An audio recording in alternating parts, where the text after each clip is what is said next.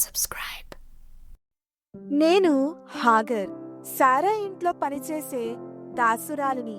అబ్రహాము భార్య శారా గొప్ప కుటుంబానికి చెందిన స్త్రీ, దేవుని మీద విశ్వాసం కలిగిన వారు. కానీ ఆమె మనసులో ఒక లోతైన బాధ ఉంది. ఎన్నాళ్ళు గడిచినా ఆమెకు సంతానం కలుగలేదు. ఆమెకు నేను కేవలం ఒక సేవ చేసే దాసురాలిని మాత్రమే. ఆమె ఆజ్ఞలను పాటించటమే నా జీవితం. ఒకరోజు శారా నన్ను పిలిచారు. ఆమె కళ్ళల్లో ఉన్న బాధను నేను గమనించాను. ఆమె నాతో ఈ విధంగా అంది, హాగర్, దేవుడు నాకు పిల్లల్ని ఇవ్వలేదు. నీవు అబ్రహాముతో కలిసి నా తరపున సంతానాన్ని ఇవ్వు అని చెప్పారు. ఆ మాటలు వినగానే నా మనసు ఎంతో కలవరం చెందింది. దాసురాలిగా నాకు లేదు, నేను చెయ్యను అనడానికి నాకు హక్కే లేదు. కానీ నా మనసు చాలా భయముతో నిండిపోయింది. అయినా నేను మౌనముగా అంగీకరించాను. కాలం గడిచింది. నేను గర్భవతిని అయ్యాను. నా లోపల కొత్త జీవం పెరుగుతుంది. నాలో గర్వం మొదలైంది. నా యజమానురాలైన శారా యొక్క కళ నా ద్వారా నెరవేరుతుంది అన్న అహంభావం నాలో పెరిగింది. శారా గుండె నొప్పితో నిండిపోయింది. మా ఇంట్లో మౌనం, అసూయ, కన్నీళ్లు మాత్రమే మిగిలాయి. ఒకరోజు నా యజమానురాలైన శారా యొక్క వేధింపులు తట్టుకోలేక నేను పారిపోయాను. నా కాళ్ళ కింద మండే ఇసుక, ముందున్నది అంతం లేని ఎడారి. అలా నేను షూరు అరణ్యం వైపునకు నడిచాను. దాహంతో అలసిపోయి నేల మీద నేను కూలిపోయాను. నా మనసులో ఒక్కటే ప్రశ్న, దేవా, నన్నెవరు చూస్తారు అని. అప్పుడు నాకు ఒక స్వరం వినిపించింది. అది మానవ స్వరం కాదు, దేవుని దూత యొక్క స్వరం. ఆయన నన్ను నా పేరుతో పిలిచాడు. ఆ క్షణం నా జీవితంలో ఎప్పటికీ మరిచిపోలేని క్షణం. మొదటిసారిగా ఎవరో నా పేరు ప్రేమతో పలకరించారు అనిపించింది. దూత అడిగాడు, హాగర్, నువ్వు ఎక్కడ నుండి వచ్చావు, ఎక్కడికి వెళ్తున్నావు అని. నేను కన్నీళ్లు తుడుచుకుంటూ చెప్పాను, నా యజమానురాలైన శారా నన్ను చాలా వేధింపులకు గురి చేసింది. దానిని తట్టుకోలేక నేను పారిపోతున్నాను అని. దూత మృదువుగా నాతో అన్నాడు, భయపడవద్దు హాగర్, తిరిగి నీ యజమానురాలి దగ్గరికి వెళ్ళి ఆమెకు లోబడుచూ జీవించు.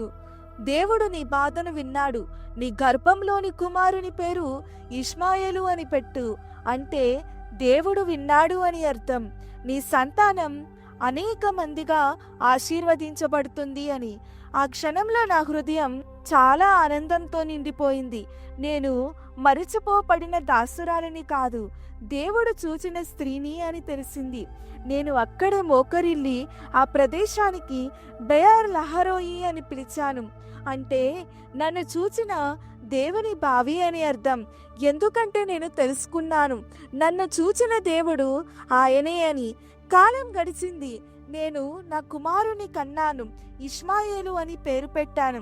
కానీ నా యజమానురాలైన శారా తన కుమారుని కనిన తరువాత మళ్ళీ మా మధ్యలో విభేదం కలిగింది.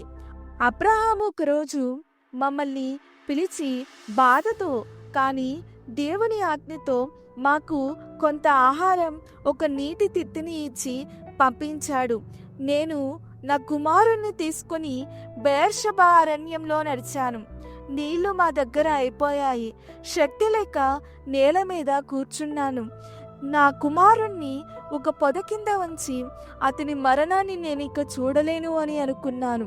నా కళ్ళు మూసుకున్నాను. కానీ నాకు ఆ క్షణంలో దేవుని స్వరం మళ్ళీ వినిపించింది. ఆయన అన్నాడు, హాగర్, భయపడవద్దు, నీ కుమారుణ్ణి లేపు.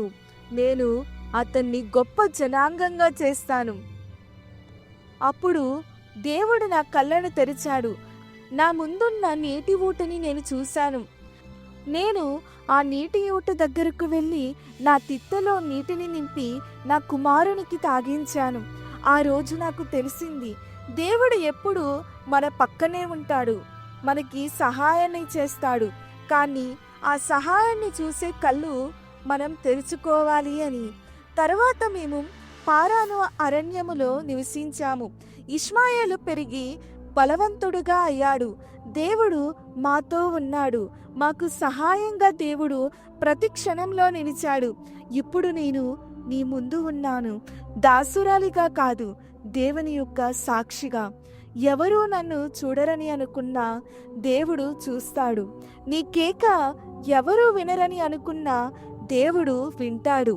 నీకు దారి కనిపించకపోయినా ఆయన దారిని చూపిస్తాడు. నేను హాగర్, ఒకప్పుడు మరిచిపోయిన దాసురాలిని, ఇప్పుడు నన్ను చూచిన దేవుని సాక్షిని. ఆయనే నిన్ను కూడా చూస్తున్నాడు. అరణ్యము నీకు ఎప్పుడూ అంతం కాదు, అది దేవుని యొక్క సాక్ష్యానికి ఆరంభం.